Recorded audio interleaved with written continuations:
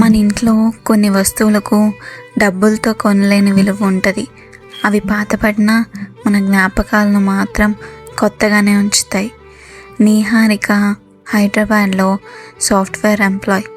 ప్రతిరోజు ఉదయం తొందర, ఆఫీస్, మీటింగ్స్, అదే జీవితం. ఆ రోజు ఉదయం నిహారిక ఆఫీస్కి వెళ్ళిపోయాక వాళ్ళ నాన్న పాత అలమర సర్దుకుంటున్నాడు. ఒక చిన్న ప్లాస్టిక్ బాక్స్, దాని లోపల ఒక పాత క్యాసెట్.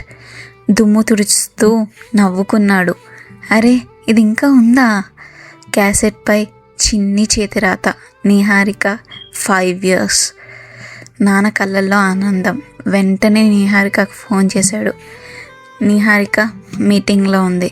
ఫోన్ చూసింది. నాన్న కట్ చేసింది. మళ్ళీ కాల్ చేశాడు నాన్న. మళ్ళీ కట్ చేసింది. మూడోసారి కట్ చేయకుండా ఒక మెసేజ్ పంపింది. నాన్న, చాలా బిజీ ఉన్నాను, రాత్రి మాట్లాడుకుందాం. కొన్ని మెసేజ్లు ఆ సమయంలో సరైనవే అనిపిస్తాయి, కానీ తరువాత మనమే వాటిని మళ్ళీ మళ్ళీ చదువుకుంటూ బాధపడతాం. నాన్న చిన్నగా నవ్వుకున్నాడు. సరే అమ్మా అని మెసేజ్ పెట్టాడు. అతను ఆ పాత టేప్ రికార్డ్ తీసుకొచ్చి క్యాసెట్ పెట్టాడు. ప్లే చేశాడు. కొద్దిసేపు గరగర శబ్దం, తర్వాత ఓ చిన్నారి నవ్వు. నాన్న, నేను పాట పాడతా. నాన్న కళ్ళల్లో నీళ్ళు. నవ్వుతూనే మళ్ళీ కాల్ చేశాడు నిహారికకి. నిహారిక మళ్ళీ ఎత్తలేదు. అతను వాయిస్ మెసేజ్ పంపాడు.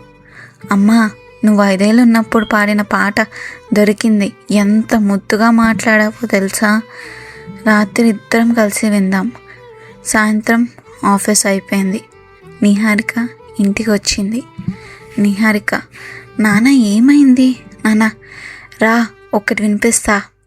ఇద్దరు టేపర్ రికార్డ్ దగ్గరికి వెళ్ళారు. నాన్న ప్లే నొక్కాడు, కానీ క్యాసెట్ చిక్కుకుంది. గరా గరా గరామని సౌండ్.